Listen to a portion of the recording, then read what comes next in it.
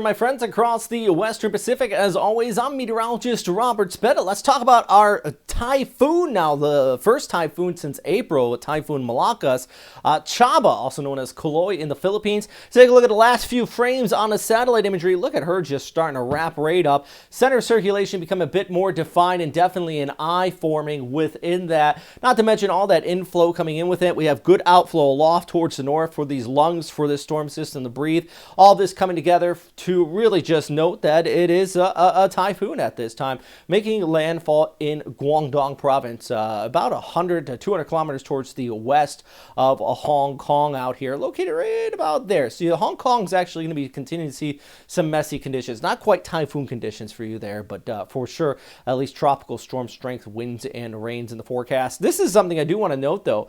As we went ahead over the last few hours, this underwent, I pointed this out about 12 hours ago. It was intensifying. We had convection going into it, and I expected rapid intensification. Based on Dvorak analysis, over the course from 18 to 00 UTC, this went from winds about 45 to 50 knots, upwards of 90 to 100 knots sustained. I mean, that's a big burst of convection based on Dvorak here. Totally not going to question that at all, just based on what I've been seeing here with this storm system as it kicked off here towards the north. So for sure, explosive intensification coming out of a Typhoon Chaba as it pushes onshore, bringing loads of rainfall across Guangdong province, and eventually could skirt off towards the Yangtze River Basin with that remnant moisture flow. But this is the other thing. Of course, you got our storm system there. Look at the inflow coming back in for southwestern areas of Taiwan. You're going to load up with the moisture as well. There's Hong Kong right there, northern areas of Hainan, Guangdong province,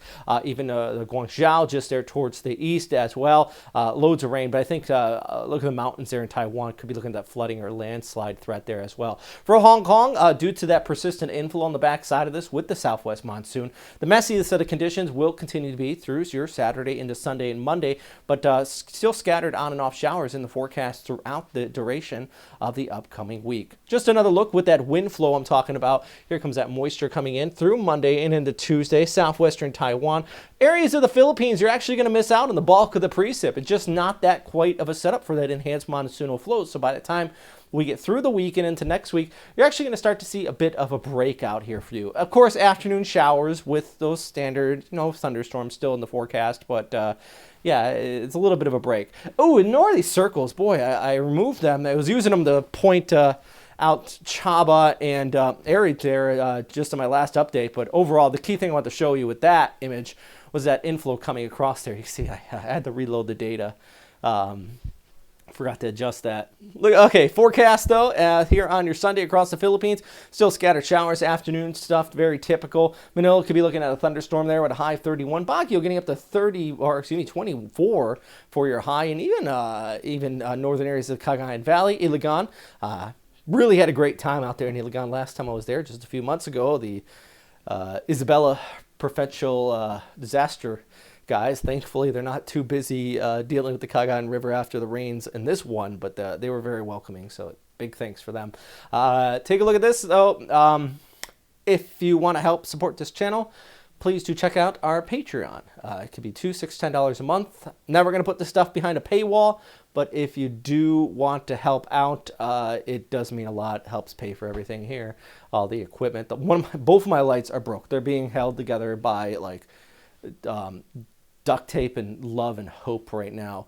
I need to get some new lights up in here. And anyways, my point is Patreon members, what you donate really goes a long way to making all of my weather wishes come true here. So big thanks for everybody. Anyways, if you have any questions, comments, suggestions, as always, thanks for watching. If you want information on our other tropical system hitting Okinawa, got a whole separate update on that. Please do check it out here at Westpac Weather. Stay safe out there.